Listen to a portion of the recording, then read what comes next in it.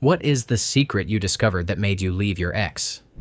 We had been together for 10 years and had 3 kids. My youngest was 4 months old when this happened. He was an abusive, narcissistic manipulator, and I stayed far too long. We were getting ready for a cottage trip with family friends and their kids, packing and doing last-minute store runs. The day before the trip, he went absolutely nuts. The tipping point was me telling him he didn't need to buy a 4th pair of swim shorts since I had already packed the 3 he had at home. It wasn't a big deal. If he wanted them, get them. If he was happy with 3, don't. He lost it. He took it as proof that I didn't care about him and went on a rampage in Walmart, in the car, and at home, all in front of our kids. I was distraught. I ended up taking our packed bags and leaving for my father's house at 12 a.m. because he wouldn't calm down, and my eldest was terrified. To me, that was the end of the relationship, and I started planning how to get out. I still went to the cottage the next morning. I told my friend and her husband what had happened, and they agreed I should come on my own with the kids. Since I left at 12 a.m., I had zero contact with him. I blocked him.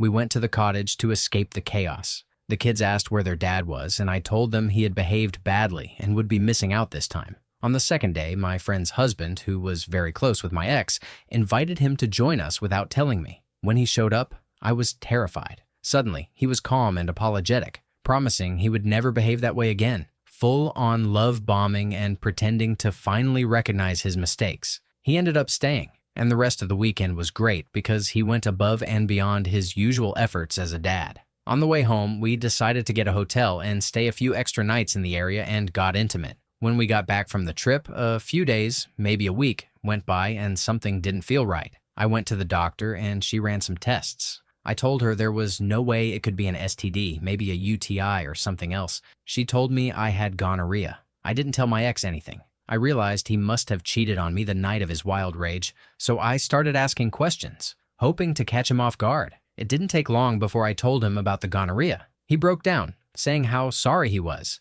and I asked how it happened. He said that after we left, he went downtown, got drunk, fell asleep on a park bench, and woke up to someone giving him blowy. From that day on, I started planning my escape. Between then and when I finally left him, I found conversations between him and other men about doing it. I found searches for S-workers in the area and GPS history that matched those ads. He still denies everything to this day, even when I confronted him. Complete denial. I'm so glad I found out before I wasted more time with this a-hole or had more kids with him. Story 2. I thought the safe in his closet contained rare coins and his passport, but that was a lie. After we broke up, our mutual friend told me it was filled with guns, Nazi paraphernalia from his father's military service in Germany, and murderabilia, letters, pictures, and yearbooks of serial killers. The full-body chills I got made me feel like I had possibly died of shock in that moment. I'm a huge liberal, terrified of guns, and disgusted by people who keep Nazi stuff under the guise of, "It was my father's." That's 15 months of my life I'll never get back. And the best friend of 20 years he was sleeping with the entire time behind my back. Life is amazing today with my husband of 13 years, and his crusty ex is still churning through girlfriends and paying for abortions in his 50s. Story 3. She was in contact with my ex-wife, plotting to help her get custody of my 2 sons. I had total custody and a permanent restraining order against my ex-wife. She was taking photos of us and sending them to her. I ended up hiring a private investigator to make sure this whack job left the state and went back to her mother halfway across the country. I later found out she was married and hiding from her husband and had been going to court to change her last name to stay hidden from her ex-husband's. Total nutcase. Story 4. He had $20,000 in unsecured debt that he hid from me. Then he bought a car we had already agreed we couldn't afford. He even called me at work to tell me he had bought it. I think he figured I would yell until I got over it, and then he'd have his car. I came home and didn't yell.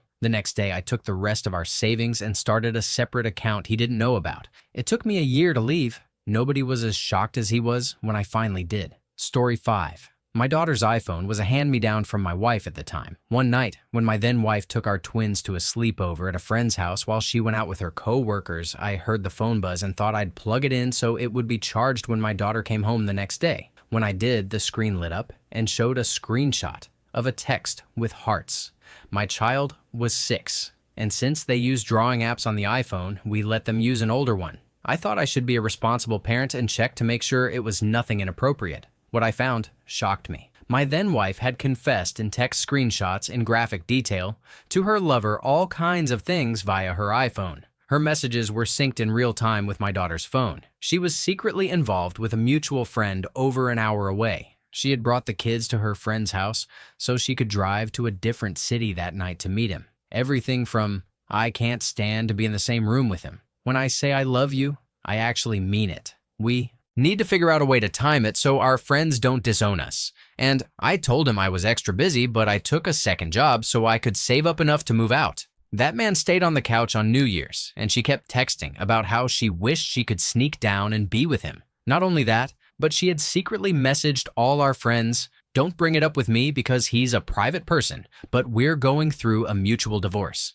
We were not. She was grooming our friends, planning in advance so she wouldn't look like the villain when everything came to light. Everyone but me knew and had been lied to and manipulated to the point where I could trust no one anymore. This was the wife I had spent almost a decade with, doing everything together. She was bipolar, narcissistic, had ADHD, and was obsessively addicted to something new each month. I constantly stayed, endured it, and rode it out so we could be happy together and raise our kids. She did not care what it would do to anyone. That heartless, selfish, self-absorbed monster in that instant crushed our family. There would be no more Christmas mornings opening presents together by the tree. I would miss half of my children's childhood. I would sit alone in an empty house, terrified of my own shadow, paranoid, wondering if I could ever trust anyone again. As I went through the phone, I discovered all the people who had helped her sneak him behind my back. I later learned she had hidden cameras in the house,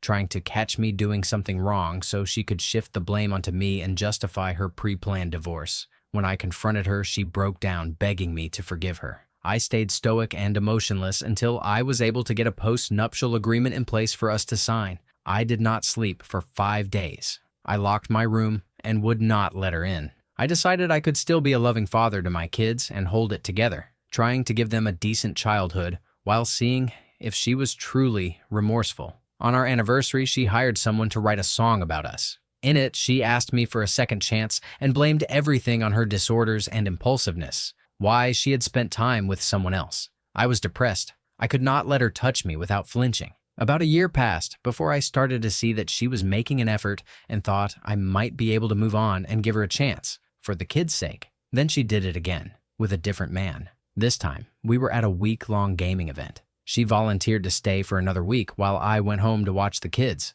Apparently, everyone there knew she was flirting with him and never said a word. How humiliating. Back home, the water heater broke. I was struggling through 12-hour workdays, caring for 2 kids, taking freezing showers, counting the days until she returned, and losing my mind, still unaware of what had happened with the other man. She was supposed to come home on Sunday, but decided to stay another day. Our family was struggling at home and could have really used her support, but no, another day. She finally came home at 10 p.m. the next day, with no explanation. A few weeks later, she announced she wanted a divorce and was moving out, claiming things were not working out, just as I was finally emerging from my depression and beginning to see a chance at trusting her again. She moved out a week later. Not even a month passed. On my birthday weekend, she was supposed to watch the kids. We had executed the post-nuptial agreement so I would keep the house and we would share the kids' time 50-50. She decided to bail, so I spent my birthday at the museum with my children, which was fine. I loved them to death. It turned out she was in another state on my birthday with the new man, and she made it Facebook official the day after my birthday. It just goes to show how deeply sick narcissists can be. It has been a year. I am doing okay. I try not to think about it much because it triggers panic attacks, and I hate the feeling of suffocating. It could have been worse. Story. He was looking to buy a gun because he believed I had a devil inside me and wanted to kill me. He had already destroyed my hard drive for the same reason after making a disastrous stock pick. We were in marriage counseling, but he refused to work with our female counselor, so the group assigned him a male one instead. Thank God his psychologist warned my psychologist, who told me to leave the house immediately. I left everything behind. Story 6. She married her husband around the 4th month of dating exclusively. She never told me she was in a serious relationship. We lived together at her parents' apartment and acted like a couple, though our jobs often required long-distance periods. We spoke every day by phone, always like a couple, enjoying our chemistry and planning a future together. We spent as much time together as we could, though most of it involved traveling, or so I thought. She finally told me the truth when she got pregnant with him. 16 years later, and immediately ghosted me to live full-time with him. It happened over the phone. Her entire family blocked me at the same time and threw all my belongings onto the street. I was kept in the dark for 16 years. Story 7. This is an old one. Back in junior year of high school, I was dating the so-called weird girl. She had blonde hair, was thin, and wore big glasses. I always thought she was cute, despite some rumors I had heard about her. One rumor was that she was having a relation with her brother, which I assumed was made up by the popular kids at our school. A few months into the relationship, she got really into religion. She started going to church every Sunday, which soon expanded to Wednesdays as well. She became a complete Catholic church guru. This is no dig at religion or religious people. I had friends of all faiths. But she became obsessed with church. Senior year of high school arrived, and during the first week, she asked to meet at her house after school. When I arrived, she sat me down and told me she needed to confess her sins to me. She said she had a vision that we were going to get married and start a ranch together. She straight up told me about how for months she and her brother were doing it in her family's pool house the whole time we were in a relationship. Then she talked about how it took her a lot of courage and humility to reveal that to me, and how she just stopped doing it with her brother 1 month ago. She then confessed that she liked to trap the wild rabbits behind her house in little cages and set them on fire in her outhouse when her parents were at work, and that she had only stopped a few weeks ago. I ended up waiting for her to go to the bathroom, then hopped on my bike and pedaled for my life back home. I only recently found out that, as an adult, she was arrested for animal abuse and for hitting and abusing her husband at the time. P.S. I am now happily married to the love of my life, and our 3-year anniversary is next month. Story 8. Her dad never actually died. To be fair, it was a toxic relationship. She was pretty abusive and constantly lied and gaslighted me. It's strange because I knew much of this but would brush it aside and make excuses. This one lie, though, was the final straw that made me realize I needed to get out. Early in our relationship, she told me her dad was very sick. I supported her through it, but it seemed like he was getting worse and worse. She said he had brain cancer. After a couple of months, she told me he had passed away. Having never lost a parent myself, I was horrified for her and did everything I could to be there. After the funeral, which she refused to let me attend, she came back to my place in full funeral attire, with a veil, gloves, and mascara running down her cheeks. I comforted her as she talked about the shock of burying her dad. Over the next few months, we grew very close as I helped her work through the grief. A year or so later, the relationship had become horrendously toxic.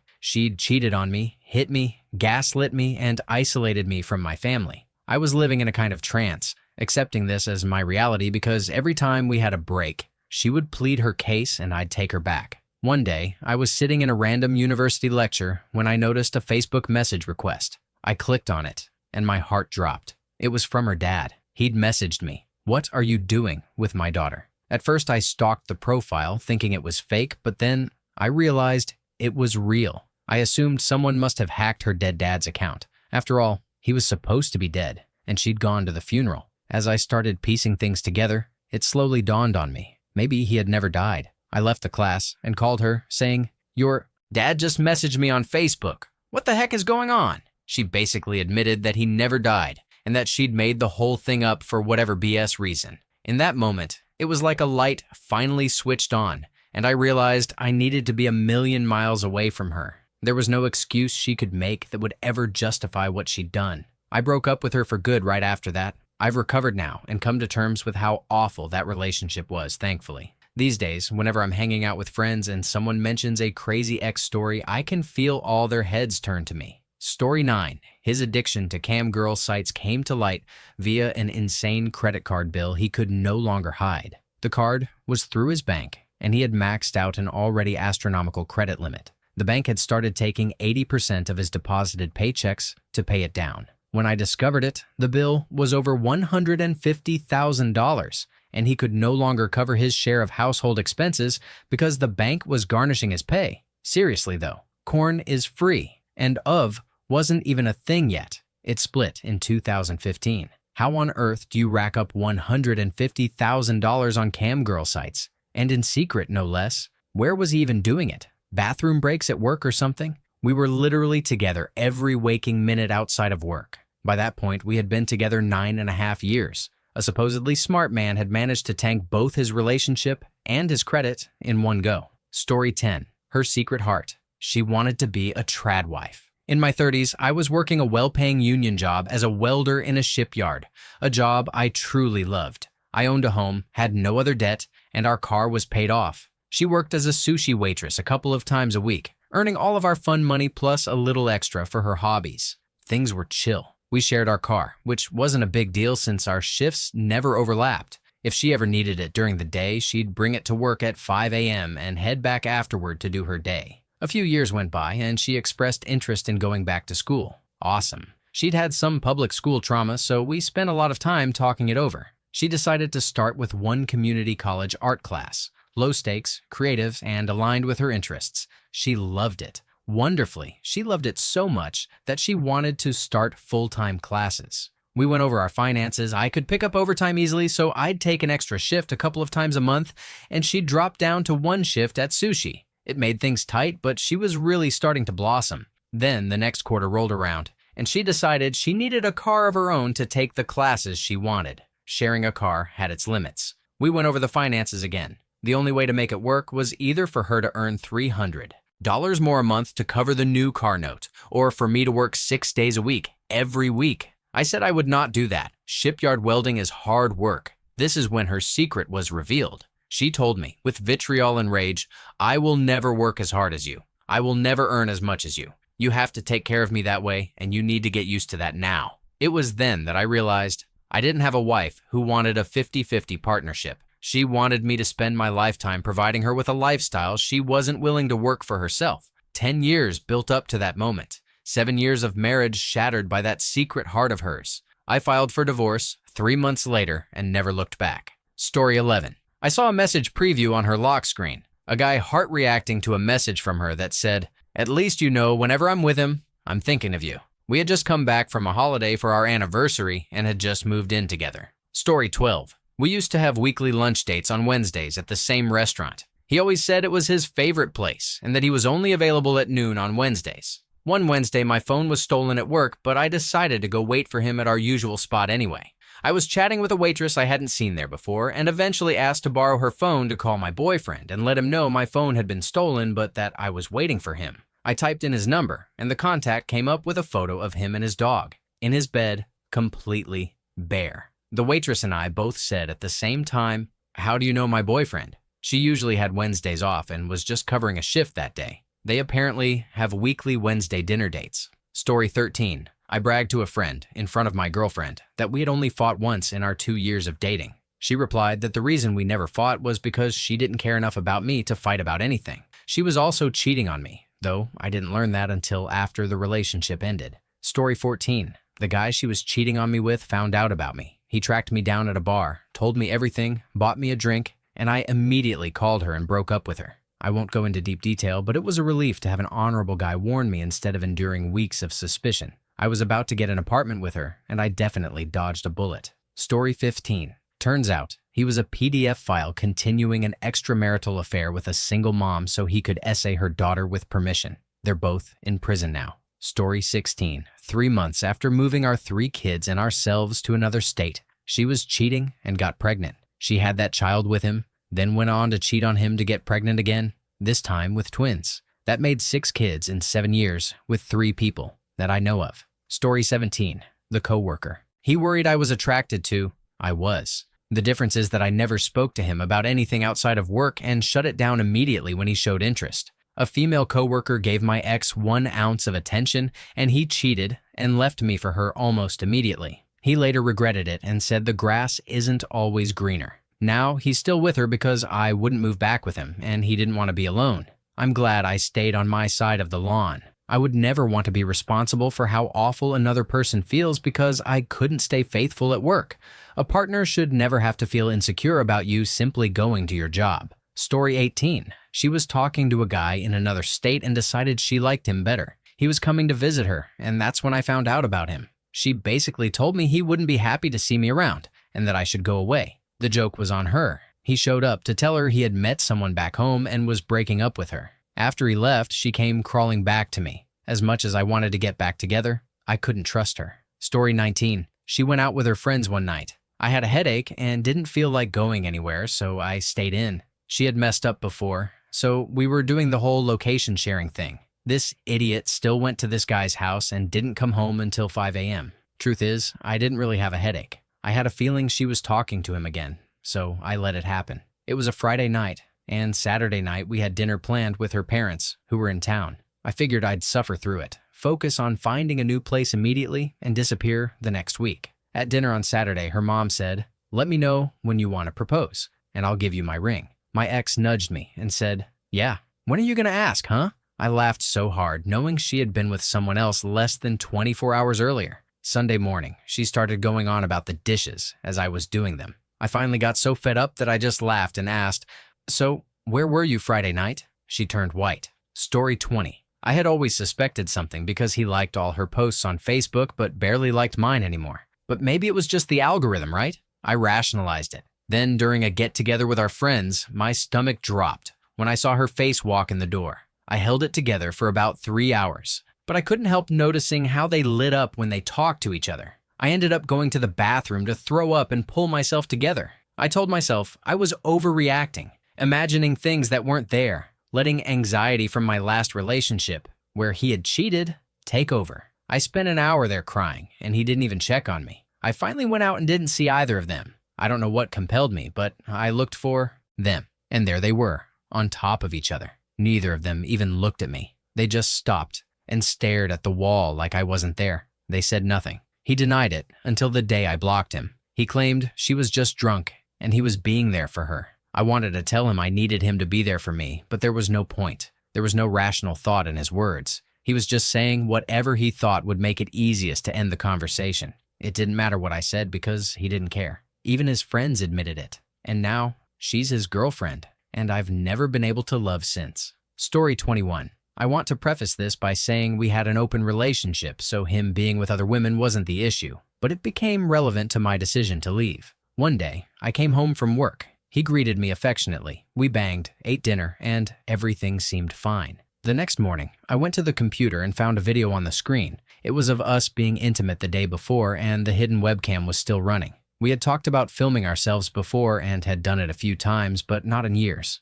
I wanted to give him the benefit of the doubt, so I approached him. I told him what I found, that I wasn't okay with the secrecy, and that if he wanted to film us together, he needed to involve me in the decision. He agreed, apologized, and we moved on. A little less than a year later, I was woken up by him coming to bed. I felt him lift the blanket, saw a flash of light, and turned to see that he was taking photos of me with his phone while he thought I was asleep. I freaked out, and we had a massive argument. I told him again that this was a huge boundary violation. I told him I was not okay with this kind of thing, asked why he would do it to me, and how he could see me at my most vulnerable and see only an opportunity to take advantage of that. But I didn't get much of an answer beyond, "I don't know." I made him delete the photos, and he left the bedroom to sleep on the couch, but not before asking if I wanted to break up. I was still struggling with what had just happened and wasn't thinking clearly enough to make a decision like that, so I told him no. I asked if he had done this to other people, and he said no, just me, I guess. We moved on from it, as much as I was able to move on, that is, because I stayed for another year. That year was the darkest time of my life. I was terrified he would do it again, of cameras being in our bedroom, of him spying on me through my phone camera. I covered myself all the time. I put stickers on my phone camera and on my laptop. I was afraid to sleep bare, though I forced myself a few times in the hope it would help get rid of the fear. But I wasn't able to truly forgive him, trust him, or shake the paranoia that the times I had caught him were not the only times he had done this. I ended up snooping through his accounts on the computer. I found videos of other women over the last couple of years, escorts or hookups, I'm not sure, taken with a hidden camera, and something in me broke. He had lied to my face when I asked if he had done this to anyone else. I told him I was leaving that week. He didn't know that I already knew about the other videos. It took me a long time to get over the shame of staying as long as I did. I blamed myself for not putting my foot down the first time and leaving. Setting a boundary means nothing if there is no consequence. It felt as if I had given him the permission to treat me and others that way. Story 22. About 10 years ago, my father received an anonymous letter claiming that my mother was having an affair and had been for the past 4 years. We didn't have any proof, but my mother was very secretive and extremely protective of her iPad. It almost became a sad running joke about the secrets of her iPad. I actually walked by her while she was using it one day and snatched it out of her hands just to mess with her and get a reaction. She jumped up from the couch, grabbed my arm, and took the iPad back, yelling at me not to touch her things. One day, my mother was out working overtime, and my sister discovered her iPad was unlocked. She went through it and found that my mother was meeting her affair partner at that very moment. My father called me, distraught and in tears, asking what he should do. I told him to let me handle things and for him to stay home with my sister. I found the restaurant they were at, turned my phone on to record, and went inside. There, I discovered my mother with her affair partner. The look on her face was one of shock as I walked over to their booth, sat down next to her, ordered a beer, and asked what was going on. She began to make excuses, but I called her on her BS and told her I knew this had been going on for years and had just been waiting for my chance to catch them. The affair partner, who was married with a family of their own, began apologizing, saying they knew how awful it was and how sorry they were. I looked at my mother and asked why the affair partner was apologizing when she hadn't apologized yet, and my mother just quietly said, "I'm sorry." I asked more questions to gather information, all while recording, and after the most awkward 20 minutes of my life, I wished them a happy life and left the bar. On my way to my father's house, I made a pit stop at Home Depot to buy new locks for the door. I went to his house and changed the locks. My mother claims she slept in her car that night before asking to come by the next day to get some clothes, after which she moved into her brother's house. Over the following 2 years during the divorce proceedings, I served as an unofficial mediator, delivering messages or gathering possessions to drop off to my mother. When their divorce was finalized, a weight lifted off my shoulders. My days of being a go-between and a messenger were over, and I could reclaim a little bit of my sanity. It was a very difficult thing for me to do, but I was the right person for the job and took care of my family. My father and I have a great relationship, and my relationship with my mother is not strained, but I do feel awkward around her sometimes. My mother's choices caused her to miss major family moments, such as my wedding, birthdays of her grandchildren, christenings, and more. I do not know if she ever would have left my father had I not intervened, but I believe that the steps I took that night made everyone's lives better in the long run. I probably need therapy because of the mental anguish and heartache this caused me, but for now, years later, I can still tell people around me that I'm fine. Story 23. Well, it was our 5th wedding anniversary, and he left his phone downstairs. He says now that he knew, which is why he ran down once he realized he had left it. But he had videos of my closet, my designer bags and luxury items taped by him, and was offering all of my belongings to escorts whose names looked like they were methamphetamine references. That night, he left, and 2 $100 bills were missing, along with a Prada bag I've never seen again. He had a Snapchat story up and was gone for only about an hour and a half because I had stayed up nursing our newborn. I was done. Seeing him go through my clothes and my stuff, showing it to a stranger, it was so violating and invasive. I was so grossed out. Story 24. He was a recovered addict whom I had known well since we were 17 or 18, and we had been together for years, in our mid to late 20s. It turned out he had never really stopped using and would do drugs in our apartment while I slept. When he could no longer contribute to bills and groceries, I discovered he had gambled every penny he had left away on a mobile app. Once it was all put into perspective, he left willingly, for my sake. I hope he's better now. I don't hate him, but I do hate what he was doing to both of us. Story 25. The first girlfriend I had wanted us to run each other's credit to make sure we were financially compatible. I agreed. She signed up for her credit report, and I signed up for mine. She gave me a copy of her Experian report, a PDF, and it looked good, so it ticked the box for fiscally responsible. A few weeks later, I overheard her talking to 2 different collection agencies and wondered why she would be if her credit score was over 780. I confronted her about it, and she admitted she had doctored the credit report because she liked me and had horrible credit. I told her I would have stayed with her if she had been making an effort to clean up her financial past, but I couldn't overlook the lying. Story 26. She and I had been high school best friends and dated briefly before she broke up with me after graduation. We remained friends, had conversations to reconcile, and continued to stay in contact for over 18 years. We had a silly pact that if we were both over 35 and single, we would marry each other. Well, we were both single, done with dating, and obviously had chemistry, so we decided to give it a slow, serious try. I was all in and didn't suspect anything. She lived about 2 hours away by direct flight, so seeing each other was easy. A few months in, she had a manic episode and went missing. I called her parents, who hadn't heard from her in a week as they were out of town. They sent her sister to check on her and were calling friends.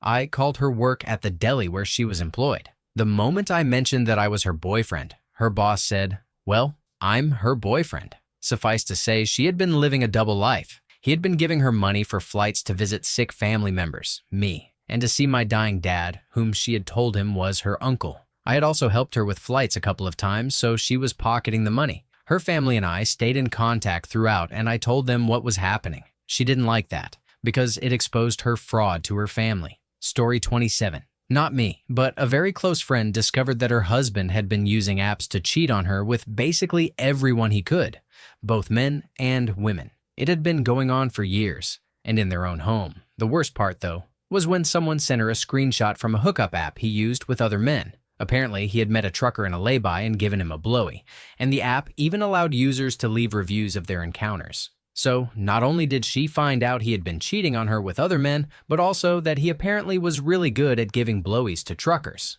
Story 28. He always claimed to be the funny one in the relationship. It was part of his personality. For context, he cheated on me, but that wasn't the secret that broke me. Honestly, I probably would have forgiven him if it weren't for this. Afterwards, I found his secret Twitter account. He followed all the girls he had told me not to worry about, and every single tweet was my jokes and clever observations, jokes he had never laughed at. And now he was using my comedy to seem funny and cool to other girls. Story 29. She worked at one of the stores I had merchandised for years. My previous relationship had ended, so a few months later I approached her and gave her my number. She texted enthusiastically, but said she had just gotten out of a relationship and didn't want to rush into anything. I was like, hey, me too. We got along really well and hung out every day for 9 months. Then, one night while I was on vacation, she teased me over the phone when she heard me tell my mom that I was talking to a friend. She said, "A friend, eh?"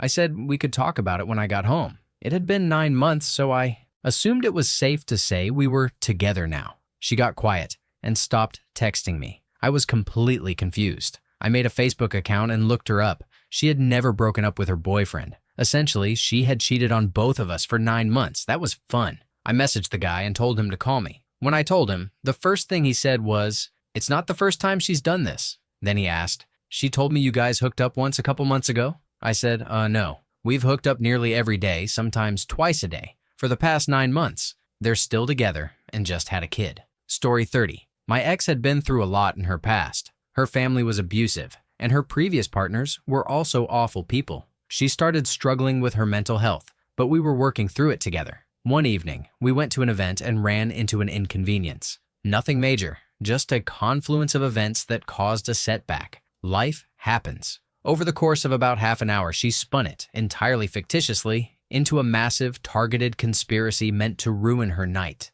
She was talking about how the patriarchy was trying to silence her voice so she couldn't shine a light on their activities and so on. I was there. It had nothing to do with us or with her. It was just a random situation that sucked. We were only tangentially affected, but she made herself the center of it and cast herself as the victim. That was when I started rethinking all the stories she had told me, the ones where everyone around her was evil and she was constantly under attack. Did her dad really tear her door off its hinges and scream at her? Did her ex really steal all her money and kick her out? Maybe, maybe not. I had just watched her distort reality into a much worse, fabricated version of events, one she genuinely believed. After that, I couldn't trust her anymore. Story 31. I was with my ex for 7 years. In the first year of our relationship, I was assayed by an acquaintance while on a trip out of state. I went to the hospital, and there was a court case, later dropped, as I was broke and at a really dark place in my life and knew I couldn't put myself through testifying in an out-of-state trial. My ex helped me take photos of my injuries for the detective. It was an incredibly somber and intense time. Years later, around the 7th year of our relationship, he was holding me after being intimate and casually mentioned that he had actually been about to break up with me but then realized he couldn't when I had called him from the hospital. He also said that while he didn't like the fact that I was assayed, he was also really excited by it. He apparently soloed after I had called him, and again, after photographing my injuries. I wish I could say this made me leave him immediately, but it didn't. Our relationship had been full of other intense, awful experiences, and we were definitely trauma bonded, but it did help strip away some of the delusion that he actually cared about me. Story 32. I knew she had cheated on me, and we were trying to have an open relationship to work through it. It had been her idea, and she didn't realize that I already knew about the affair. I was using medical marijuana at night for pain management, and she would get upset about it. I later found out that she had been doing Molly with her affair partner while expecting me to live in pain. She lost all her friends when they discovered she had been lying to them about the situation, after she had told them I had agreed to an open relationship and then changed my mind. Her friends even tried to keep me in their circle, despite everything. Story 33. She was having an affair. A long-term affair with a married man that went on for years before we got married, and at times during our marriage and even up to our divorce. She actually followed him from one state to another when he moved. He was also part of my friend group after we got married because she was helping his wife with a home-based business. I even used to babysit the affair partner's kids. After we divorced, I told them they were crazy. I talked him into leaving his wife, who was indeed unstable. And he and my ex have now been married for close to 10 years. Story 34. She didn't pay the rent. I got upset and asked her if she could cover it, even though I had already given her my portion to send to the landlord. She said she had. A few days later, I got a message from the landlord asking for the rest of the rent. She still hadn't paid it. Finally, I spoke to the landlord myself and took money out of my savings to cover it. When I did the math, I realized that she hadn't just failed to pay the full rent and lied about it, she had also pocketed $50 of the rent money I had given her to send to the landlord. I already had one foot out the door of the relationship by that point, but this was what made me actively start looking for other places to live. Story 35. I had one girlfriend who worked in stationery sales, actually a big business. She once told me that she slept with all the men who were her clients whenever she won a contract. I asked her how I could be sure she wouldn't do that with me. She said, "Trust me." I looked at her and thought, she's been doing this for 12 years, maybe 20 or so contracts a year. Her body count would be higher than John Wick's. I didn't leave, but I took a 3-month gig away from my home state. When I got back, it was over. I didn't cry. Story 36. Found out he'd been going to S-Workers for our entire relationship. I got a strange gut feeling one day and looked at his computer. His email opened quite a can of worms. I also found loads of corn saved on his computer. In 6.5 years, I'd never snooped before since it's not something I really believe in. Here's where it gets interesting. I called my mom and a friend over because my world had just imploded and I needed people around. They practically teleported to my side. He came home and said, "It's not what it looks like," and so on, but showed zero remorse. According to my mom and friend, he was even smirking arrogantly. In hindsight, having other people there was useful since they noticed things I might not have. I asked to see his phone, and he said he'd left it in the car. I said, "Okay, go get it, please." I then calmly followed him to his car, which seemed to surprise him. He must have realized I wasn't buying anything he was saying. He also didn't get a chance to delete anything because I was right there. Ultimately, I didn't want to help him work through his corn addiction because there were clearly zero shits given about what I was going through. It became abundantly clear, very quickly, that I would have to completely hate myself to stay with this person. I stuck around long enough to convince him to provide his bank statements. I was mostly curious how often he was using the services of S-Workers. I'd retained a lawyer because we'd lived together long enough to be considered as good as married where I'm from. The bank statements ended up revealing multiple investment accounts. It turned out he had been hoarding wealth, increasing his net worth by almost $1 million during our cohabitation. Screw me. I was buying my own groceries and paying for home repairs without being on title. Of course, I know that was foolish. In retrospect, I had very low self-esteem when we started dating, and for much of the relationship, but I gradually built it up as I built my career. I walked away with the dog and a hefty settlement. My settlement was far less than I was technically entitled to, but given how surprised I was by his secret fortune, I don't really care. I also know he didn't disclose his self-directed investments, but I don't care. I went no contact after about a month of pointless arguing, and I'm just happy it's over. Story 37. My ex-husband was having his 4th affair, at least that I know of, and he told my then 13-year-old daughter. He warned her that if she told me or anyone else, he would never speak to her again. After suffering in silence for 2 weeks, she finally told me following a trip to the ER to treat a migraine that had been brought on by stress. Story 38. This wasn't the exact moment I left, but it was when I emotionally checked out and knew the end was near. She didn't have a phone, ID, or anything when I met her. Red flag, I know, but I was naive. So I let her share my phone, using my TextNow number as hers, and stay logged in to Facebook. I tried to respect her privacy, but I could clearly see every notification. Plus, I had trust issues from previous relationships where phone evidence had revealed deception. I started noticing occasional messages that looked like brand new conversations even though they seemed like they were already established. For example, a new message from a guy on Facebook would start with something like, "Oh, okay, so do you want me to call you tonight?" I confronted her, and she would get defensive and come up with elaborate, nonsensical excuses. Not wanting to seem jealous, I'd usually drop it. But as it kept happening,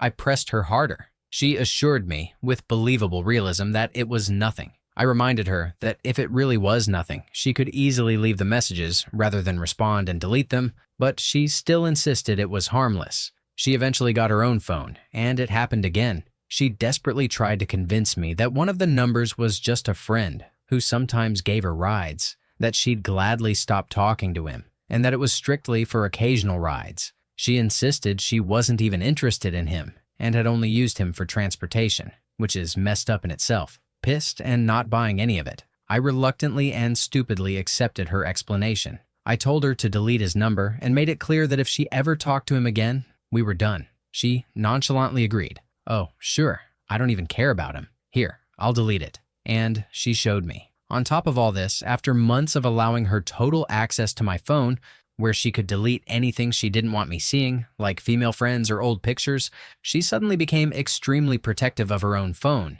She'd even insist on unlocking the phone herself and opening the dialer if I ever needed to use it. Or she'd abruptly clutch it if I reached for something near her phone because she assumed that's what I was going for. At that point, the red flags were everywhere, but she was gaslighting the hell out of me and trying to convince me I was paranoid for no reason. The very next day, after she deleted the guy's number, she left her phone out while she was in the shower. I checked it and immediately saw that she'd unblocked the number. I was completely checked out by then. After endless arguing, extreme gaslighting, and weeks of quietly resenting her every waking moment, I finally left. And out of revenge, I slept with her much hotter friend. I eventually met the guy. The friend of hers I slept with was mutual friends with him, and he lived in the building next to mine. He was literally a middle-aged dude who looked exactly like an Ed Bassmaster character. He's also known around my city as a guy who drives around desperately trying to groom women, especially those who are homeless or dealing with addiction, in hopes of sleeping with them. He has a reputation for offering money, rides, drugs, and alcohol. He lives on SSI, doesn't work, and stays in a filthy hoarder apartment, so he spends his mornings driving around town looking for them. I knew several women, including my ex and her friend, who used him, and from what I heard, the ones desperate enough actually slept with him. Story 39. I went to a Christmas party with a group I belonged to, and the wife had a few drinks and started bragging about lying to me over a money issue. Several months earlier, we'd had a problem with cash in the bank and were using checks. By the time it was all sorted out, we'd racked up around $450 in bounce check fees. It turned out she had taken $250 without telling me to give to her deadbeat family. So, $700 and a huge dose of shame later. I pretty much ended up leaving that group over it as well. Story 40. I found out he was secretly married and living a double life. He traveled for work, so I mostly saw him on weekends, which meant our relationship progressed slower than I was used to. But I was fine with that. He told me that he and his ex-wife were co-parenting and sleeping in separate rooms until his daughter turned 18 and graduated or went to college, which I was also okay with since that was only a few months away. I started getting suspicious after a year of dating. I brought up wanting to meet his daughter and ex-wife, since they were never home when I visited. I was always prepared to meet them, and we'd been together long enough that it felt strange not to have met either of them yet. He claimed he'd told his daughter about me and that we would make plans to meet. Of course, every time we made plans, they fell through. Then COVID happened. I work in long-term care, and 71 out of 100 of my residents were infected. We lost about 30 of them in a very short span of time. I was terrified of infecting anyone else, which delayed things even more. After an argument, I finally got fed up. I found the ex-wife on Facebook and asked her directly whether they were actually separated. She said no, they had been happily married for 11 years, and then she blocked me. Not only was I the mistress, but after I made a public post about him on Facebook, another acquaintance told me she had also been seeing him. He was a straight-up pathological liar and manipulator. I dread the day I run into him somewhere, because I'm not ready to go to jail for doing something stabby. Story 41. This was in the early aughts, shortly after my father died, and I suffered a miscarriage. He was searching for and chatting with pre-operative transgender women with the intent of meeting. He had cheated before and was actively having an affair with one of his students as well. I was trying to save the marriage for the sake of our child, but at some point, you realize it's not right for a kid to grow up thinking it's okay for dad to treat mom like that. Good riddance. Story 42. We were already broken up, but this was what finally made me move on from her and from multiple friendships. She had been hiding her relationship with a guy she knew I hated but tolerated for the sake of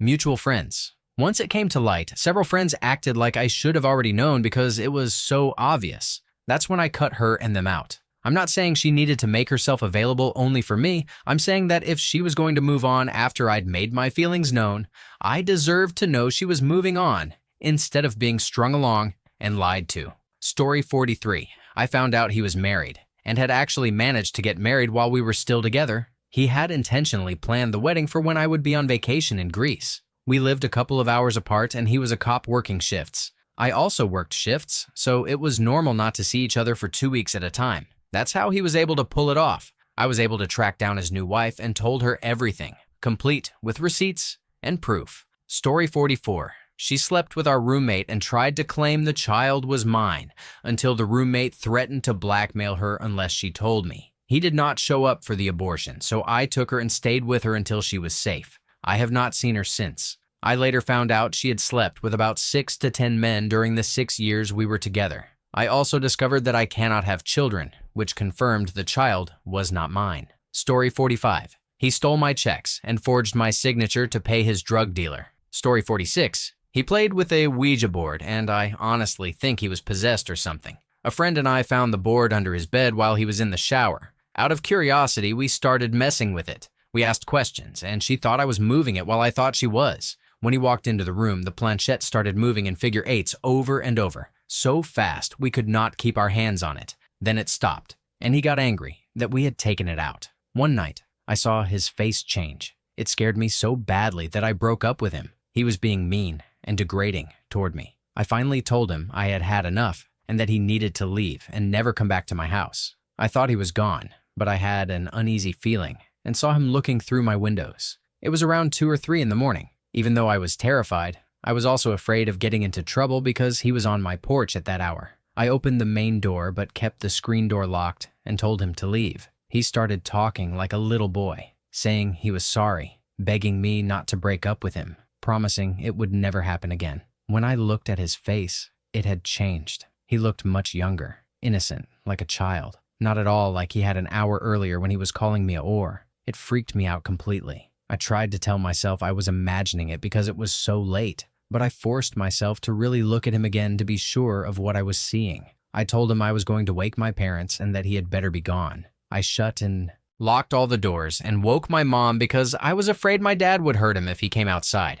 My mom believed me and stayed up with me. It was unlike anything I had ever seen, even in movies. He was 20 at the time, but his face changed to look like he was 12 or so. My mom said the devil can change people's faces to make them look innocent and lower your guard. I am glad she believed me because even now, it still scares me. It was deeply unnerving. Years later, I am still best friends with the girl who was there, and she has always sworn she was not moving it. I know she was not because at one point it was moving so fast that her hand was not even on it, only mine. I never believed in any of that kind of thing until that boyfriend. Years later, I looked him up and saw that he had gone to prison. I found some court documents, and one filing said he was not himself because he had been taken over by an entity. That creeped me out badly. I was not really supposed to see it, but I had an attorney friend who had access. He had heard me tell the story about the planchette for years and sent me a screenshot. Seeing it as an actual document filed as evidence scared me even more. I am sure he was just mentally ill, but having that on record was still terrifying. He is still very creepy. Story 47. My girlfriend had an old friend of her baby's father. This friend had been in an accident that left him a little slow and gave him a large settlement. She was driving his car, which she claimed as her own. She had him buying Christmas presents for her and her kids and paying her rent. She told him I was just a friend and that they would be together when she could, but she never intended to be with him. When I found out what she was doing, I told him. Tragically, he ended up taking his own life. His mother had to call the police to get his truck back because she refused to return it. She also cheated frequently and drove drunk with her kids in the car. Never again. Story 48. When I was 21, my parents bought me a custom-designed diamond ring for my birthday. It was the first piece of real jewelry I had ever owned, and I cherished it. I wore it every day except when showering or doing dishes, when I would place it safely in my ring box. One day, I could not find it and completely panicked. I searched everywhere. My ex pretended to panic too.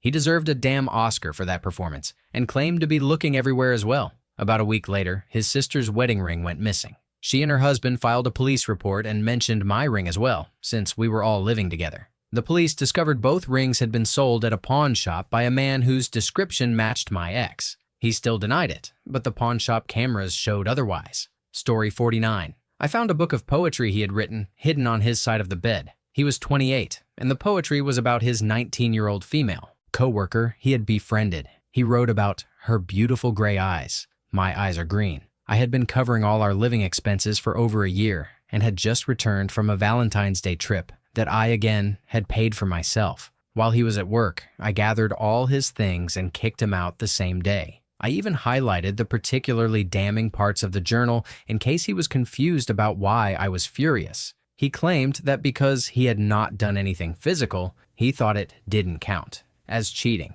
But he was not in a relationship with me. He was in a fantasy relationship with her. I was just his meal ticket. Story 50. We got dressed up for a friend's wedding. I'm not the girly girl type, so it was the first time he had seen me in a dress. He was unusually touchy-feely and kept commenting on how much he loved my outfit. I just kept saying, thanks, until he said, no, you don't understand. I love your dress and love wearing dresses. To each their own, but he had hinted at questioning his sexuality a few times before. I already had a previous boyfriend who had cheated on me with his boss, who was also a man. I know everyone is different, and it's not fair to compare him to my ex, but I feared going through a similar experience again and ended it shortly after. Luckily, we parted on good terms. The last I heard, he had left the church and was in a relationship with another man. He seems happy, and I'm glad he found what works for him. Story 51. She had been stealing $500 a month from me for years while I was struggling to pay our bills. I became suspicious when she kept receiving expensive packages at the house,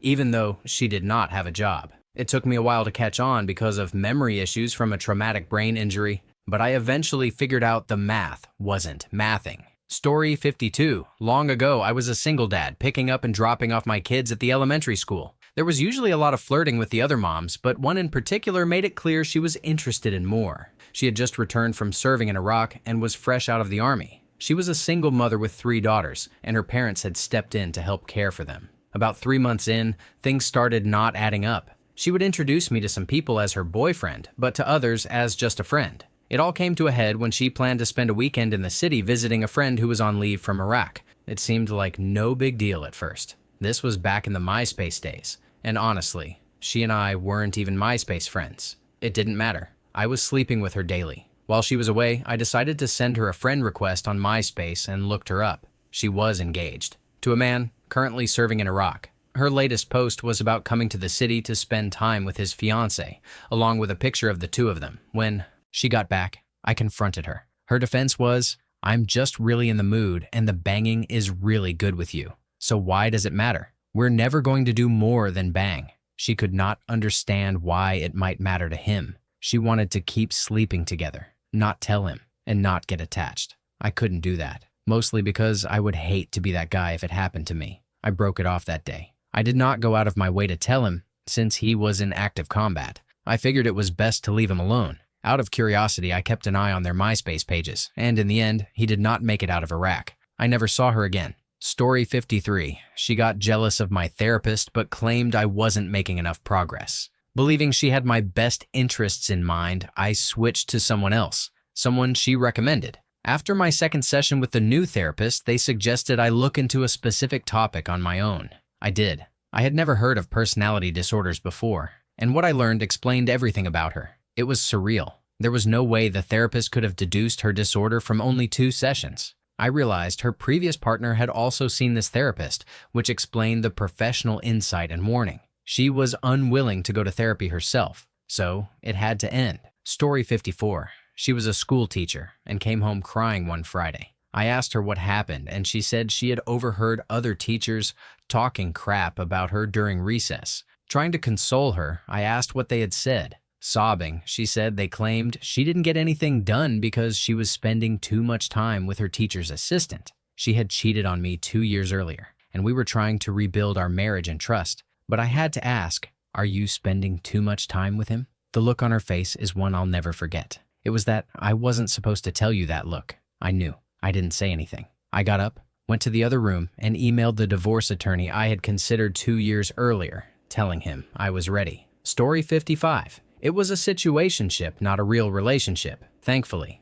We had agreed to be casual because neither of us wanted to date. But this guy was doing it with me because he was into my friend and thought I'd talk him up to her as my FWB. Since there weren't any feelings involved with us, he assumed that once we stopped hooking up, she might want to hook up with him. It wouldn't have worked anyway. He was mediocre in bed at best and started getting kind of mean to me after a couple of weeks. I never talked him up because there was nothing to promote. One night, while we were out with friends and he was beyond wasted, he got frustrated that I wasn't paying enough attention to him and eventually blurted out the truth. My friend immediately said, hell no, bro, and I told him to go screw himself. The next day, he didn't even remember that we'd ended things, just that we had fought. So I got to tell him off twice. My friend and I did end up hooking up for a few months, so at least I upgraded from a mean, mediocre guy to a kind, beautiful woman. Story 56. I found out she was sleeping with someone else during our talking stage, sleeping with both of us.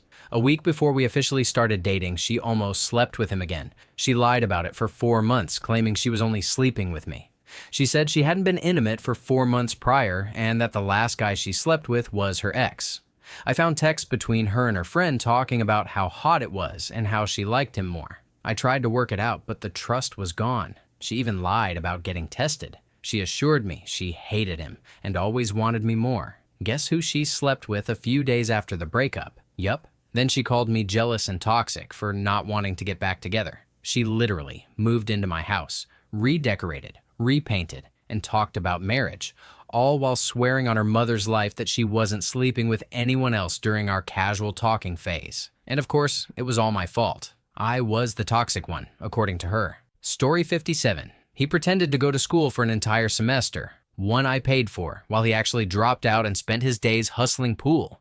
I was a cheerleader who had unfortunately married the football team captain. My entire hometown adored him. Everywhere I went, people praised him as their football hero who had taken them to state. He would sit at the dining room table every day pretending to study, while in reality he was partying at pool halls and bars, dealing and doing drugs. The original plan had been that I would continue working full-time to pay the bills and help with his college. Then he would do the same while I went back to school. That, of course, never happened. Then he became dangerous, to himself and to others. I had to wrestle a gun out of his hands and take it apart. He grew delusional and obsessed with dreams that I would leave him. One night, he woke up and attacked me. Before that, he had removed the spark plugs from my car and scattered them on the ground so I could not escape. I tried anyway. I had to gather the spark plugs and put them back in while trying to get away. They were not installed correctly, and the car jerked and made horrible noises as I drove. I managed to reach a marina where I was incredibly lucky to find a mechanic who fixed it for me that night. After I left, he stalked and threatened me. It finally ended when he stabbed my neighbor, who had caught him trying to break into my window at my new apartment while I was asleep, and confronted him. That was when he finally went to jail. I have not heard from him since. I went to great lengths to avoid him and keep him from finding me, and I hope he never does again. Thank you for watching. If you enjoyed this video, be sure to give it a thumbs up, subscribe, and hit the bell icon so you never miss an update.